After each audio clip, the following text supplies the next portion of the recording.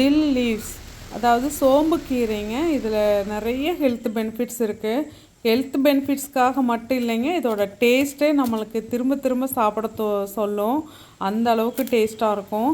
இந்த கீரையை நம்ம நல்லா அதை எலசாக இருக்கிறத மட்டும் தனியாக எடுத்து வச்சுக்கலாங்க. ரொம்ப முத்தலாக இருக்கிறத விட்டுறலாம். நாங்கள் பொதுவாக இந்த கொங்கு பெல்ட்டில் ஒரே மாதிரி தான் சட்னி செய்வோங்க.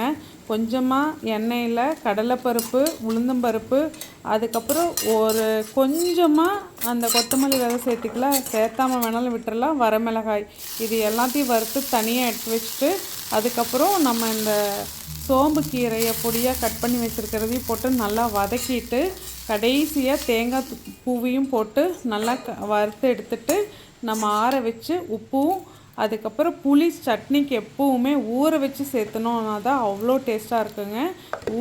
கண்டிப்பாக ஊற வச்சு சேர்த்துங்க. எந்த சட்னியாக இருந்தாலும் அதை நம்ம அரைச்சி எடுத்தோம் அப்படிங்கும்போது சூப்பர் டேஸ்ட்டாக இருக்கும். இது இட்லி, தோசை, சப்பாத்தி, சாப்பாடு எல்லாத்துக்குமே சூட் ஆகுங்க. கண்டிப்பாக இதை ட்ரை பண்ணி பாருங்கள். தேங்க்யூ.